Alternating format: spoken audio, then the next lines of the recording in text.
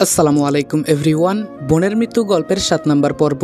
তো চলো বেশি কথা না বলে গল্প শুরু করা যাক। আম্মু বলল, কয়েকদিন আগে ওই মেয়ের সাথে আমার দেখা হয়েছিল। আমি বললাম, ওই মেয়েকে? কার কথা বলছো? আম্মু বলল, আরে স্বরাষ্ট্রমন্ত্রীর সাথে। আমি বললাম, আচ্ছা বলো, তারপর কি হয়েছিল? আম্মু বলল, কয়েকদিন আগে আমাদের এখানে একটা ব্যাংক ডাকাতি হয়েছিল, মনে আছে? আমি বললাম, মনে আছে, কিন্তু কেউ আজ পর্যন্ত এই চোরকে ধরতে পারে নাই। আম্মু বলল, ওই চোরকে জানিস? এই রিয়া। আমি বললাম, এই রিয়াটা আবার কে? আম্মু বলল, যে আমার বৌমা হবে, যিনি বর্তমানে দেশের স্বরাষ্ট্রমন্ত্রী।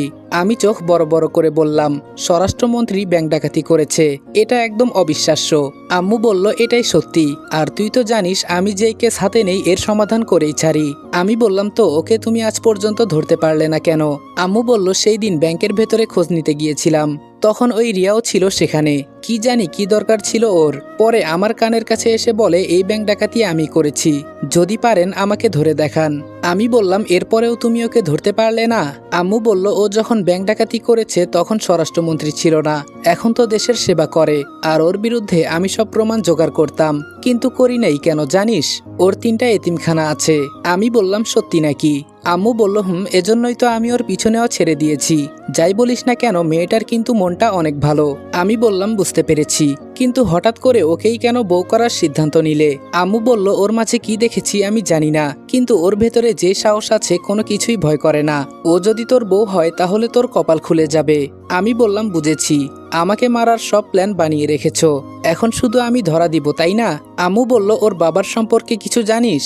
আমি বললাম, আবার ওর বাবার সম্পর্কেও জানতে হবে? আম্মু বলল, ওর বাবা জানে না তার মেয়ে যে ব্যাংক ডাকাতি করেছে। ওর বাবা জানে ওর মেয়ে খুব ভালো, আর উনি ওকে স্বরাষ্ট্রমন্ত্রী বানাতে 3-4 জন মন্ত্রীকেও খুন করেছে। আমি বললাম, আর কিছু বলো না, আমি আর নিতে পারছি না। এরকম একটা খুনি পরিবারের কাছে আমাকে পাঠাচ্ছ? চিন্তা করেছ আমি কি বাঁচবো না মরবো? আম্মু বলল, মরবি না, আর মনে সবসময় সাহস রাখবি, তাহলেই কাজ হয়ে যাবে। আমি বললাম, আম্মু এটা আমি পারবো না, প্লিজ বাদ দাও। আম্মু আমার দিকে তাকিয়ে বলল, আমি জানতাম তুই না করবি। আচ্ছা, তোর মনে কি একটুও সাহস নাই? আমি কি ভীতু ছেলে জন্ম দিয়েছি? আজকে আমি তোমাদেরকে সবচেয়ে বিশ্বস্ত বুক মেকার ওনেক্স সম্পর্কে বলতে চাই, যেটি পিএসজি এবং সিরিয়ার অফিসিয়াল পার্টনার। এই অ্যাপে আপনি cricket, football, tennis live match দেখতে এবং তাদের স্কোর ভবিষ্যৎবাণী করে সহজেই অর্থ উপার্জন করতে পারবেন। সেই সাথে বিএমডব্লিউ গাড়ি, আইফোন, ল্যাপটপ এবং আরও অনেক নগদ পুরস্কার জেতারও সুযোগ রয়েছে। এই অ্যাপটিতে আপনি crash, crystal, under and over 21 ইত্যাদি গেম খেলে সহজেই আয় করতে পারবেন। সাইন আপ করার সময় আমার প্রচার কোড রিদওয়ান8 ব্যবহার করে আপনার প্রথম জমাতে 24,000 টাকা পর্যন্ত পান। আপনি বিকাশ, নগদ, ব্যাংক, ক্রিপ্টো, পেপাল এবং অন্যান্য সহজ পদ্ধতির মাধ্যমে সহজেই আপনার জেতা টাকা তুলতে পারবেন। এখানে আপনি 24 ঘন্টার 7 দিন গ্রাহক সহায়তা পাবেন। তাই এখন ওই গুগলে ওয়ানেক্স সার্চ করে অফিসিয়াল ওয়েবসাইটটিতে গিয়ে রেজিস্ট্রেশন করুন, আর রেজিস্ট্রেশনের সময় অবশ্যই আমার প্রচার কোড রিদওয়ান8 ব্যবহার করে প্রথমবার ডিপোজিটে 24,000 টাকা পর্যন্ত পান। এমন যদি করিস কখনো আমার নাতির মুখ দেখা হবে না, একটু চেষ্টাও তো করতে পারিস। আমি বললাম, এত করে যেহেতু বলছো তাহলে আমি রাজি। আম্মু বলল, চ্যালেঞ্জ নিতে শিখবি, ঝুঁকি নিতে শিখবি, না হলে জীবনে বড় কিছু হতে পারবি না। আমি বললাম, বুঝে গেছি আম্মু, তোমাকে আর বলতে হবে না। আম্মু বলল, তুই ওর সাথে কথা বলার চেষ্টা করবি। আমি বললাম, তার কাছেই তো মনে হয় যেতে পারবো না। আম্মু বলল, আগে ওর কাছে তোর বিশ্বাসযোগ্য হতে হবে, তাহলেই পারবি, আর আমার বিশ্বাস তুই সব পারবি। আর এই নে তোর আইডি কার্ড। আমি বললাম, এটা কি স্পেশাল করে তৈরি করা হয়েছে নাকি? আম্মু বলল, তোদের দেখেও কেউ চিনবে না, আর যিনি সিনিয়র অফিসার আছে ওনার কথা সবসময় মেনে চলবি, এটা আমার আদেশ। আর একটা কথা। আমি বললাম, বলো। আম্মু বলল, ওখানে গেলে ওর বাবা আগে তোদের পরীক্ষা নিবে। আমি বললাম, এটা কেন আবার? আম্মু বলল, আগে উনি দেখবেন তোরা ওনার মেয়ের জন্য যোগ্য কিনা। আমি বললাম, কেমন পরীক্ষা হতে পারে আম্মু? আম্মু বলল, মৃত্যুর মুখে রেখে উনি তোদের পরীক্ষা করবেন, শুধু একটু সাহস রাখবি। আমি বললাম, আর কিছু বলতে হবে না, আমি সব বুঝে গেছি, আমি মরার জন্য তৈরি। সকালে রেডি হয়ে আম্মুর দেওয়া ঠিকানায় চলে গেলাম। দেখি 3 জন মেয়ে, আরেকজন ছেলে, আমার থেকে হয়তো কয়েক বছর বড় হবে। আমার মনে হয় তিনি সিনিয়র অফিসার। গিয়ে স্যালুট করলাম। অফিসার কাগজে কি জানি দেখে বলল, তোমার নাম রনি? আমি বললাম, জি স্যার, ম্যাম আমাকে পাঠিয়েছে।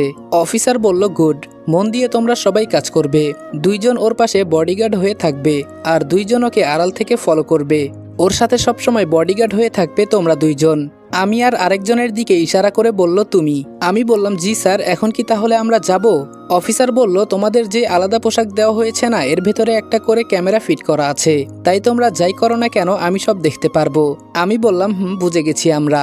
অফিসার বলল, আর তোমাদের সব পরীক্ষা করে যাচাই বাছাই করে আনা হয়েছে, তাই আর নতুন করে আমাকে কিছু বলতে হবে না আশা করি। এখন তোমরা দুইজন যাও, আর তোমরা দুইজন থাকো, তোমাদের সাথে আমার কিছু কথা আছে। আর একটা কথা। আমি বললাম, বলুন। অফিসার বলল, আমার অনুমতি ছাড়া কেউ এক পাও নড়বে না, যদিও তোমার সামনে বন্দুক থাকে। দেখতে পারতেছো তোমার দিকে গুলি আসছে।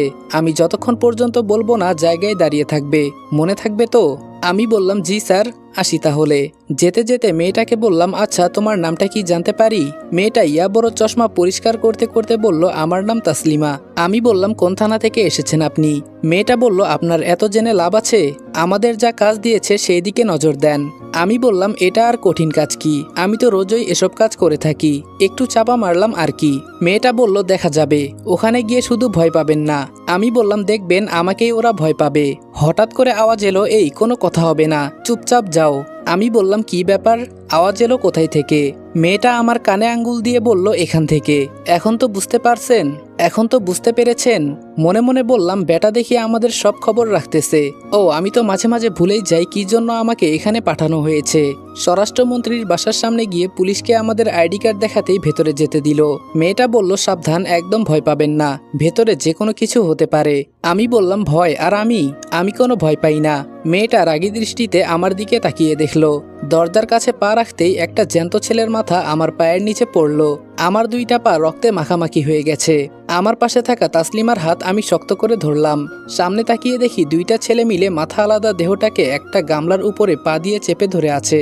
শুধু দেহটা এদিক সেদিক নড়তে লাগলো। এগুলো দেখে তো ভয়ে আমি কাঁপতে লাগলাম। আমি কোথায় এলাম? নিজের মৃত্যু তো এখন মনে হয় নিজের চোখের সামনে দেখছি। মেয়েটা বলল, এই আমার হাত ছাড়ুন।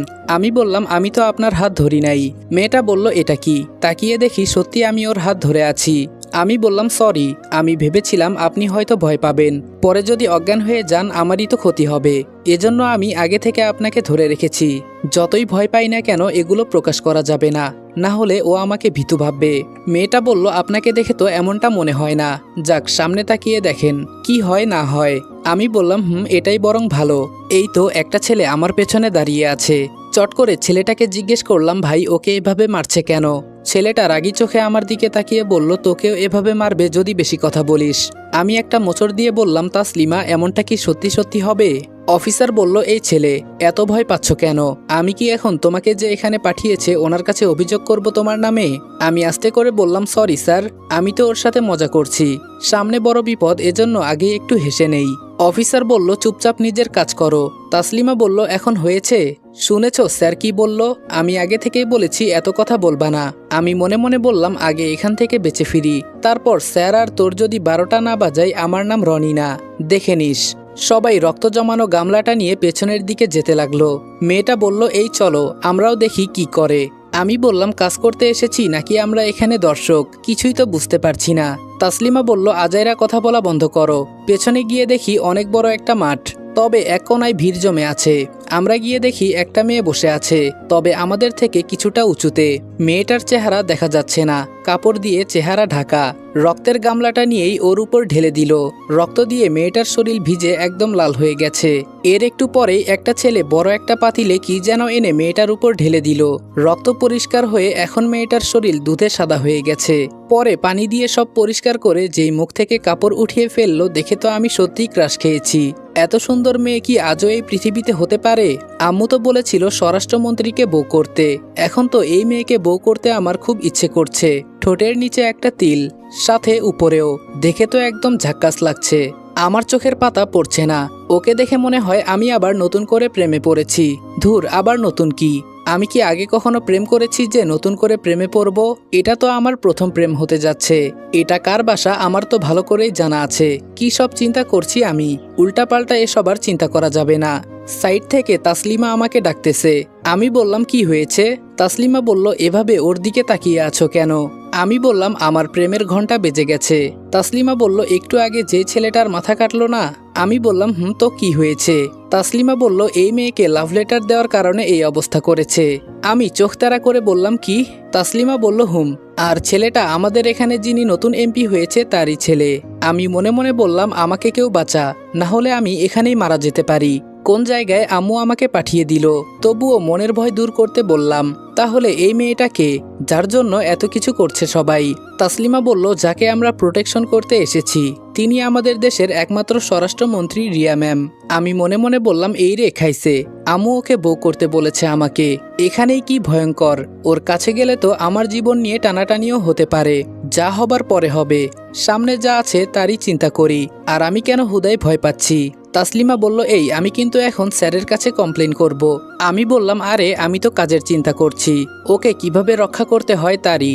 মাইক দিয়ে এখানে সবাইকে আসতে বলা হয়েছে, কি জানি এখন এখানে কি করে। আমি বললাম, আচ্ছা তোর কি মরার ভয় করে না? তাসলিমা বলল, তোরে যে আমি নিজের হাতে কখন মেরে ফেলি বলতে পারি না, এত কথা বলিস কেন? চুপচাপ দাঁড়িয়ে থাকতে পারিস না? আমি বললাম, আমরা যেই কাজে এসেছি সেটা কখন হবে? তাসলিমা বলল, ওর বাবার সাথে কথা হবে আমাদের, আগে এগুলো শেষ হতে দে। আমি বললাম, আমার না একটু ক্ষুধা পেয়েছে, সাথে কিছু এনেছিস খাবার মতো? ও আমার দিকে রক্তলাল চোখে তাকিয়ে ব্যাগ থেকে একটা চকলেট বের করে দিয়ে বলল, নে এইটা খা, খেয়ে মরে যা, না হলে আমাকে মেরে ফেল তুই। আমি একটা হাসি দিয়ে বললাম, ধন্যবাদ। আচ্ছা চকলেট তো খায় ছোটরা, তুই কি? তাসলিমা বলল, স্যার ওকে বলেন মুখ বন্ধ রাখতে, না হলে ওকে আমি। অফিসার বলল, ওর কথা শুনে একটু বিনোদন লাগছে, থাক ওর মতো ও কথা বলুক, যদি নিজের কাজ ঠিকমতো না করে তাহলে ওরাই ওকে এনকাউন্টার করে দিবে। আমি বললাম, স্যার আমাকে এত ভীতু ভাববেন না, আমার কিন্তু সেনাবাহিনীর ট্রেনিং দেওয়া আছে। অফিসার বলল, এই পোলা তুই চলে আয়, তোকে লাগবে না। আমি বললাম, সরি স্যার, আর হবে না। মনে মনে ভাবলাম, না ফাজলামু একটু বেশি হয়ে যাচ্ছে, এখন একটু চুপ থাকি। আসসালামু আলাইকুম এভরিওয়ান, বোনের মৃত্যু গল্পের 7 নম্বর পর্ব এখানে শেষ করলাম। ভিডিওটা ভালো লাগলে লাইক, কমেন্ট এবং শেয়ার করে দিও। আর চ্যানেলে নতুন হলে সাবস্ক্রাইব করতে ভুলবে না। তো দেখা হচ্ছে নেক্সট ভিডিওতে, ততক্ষণ ভালো থাকবা, সুস্থ থাকবা, আল্লাহ হাফেজ।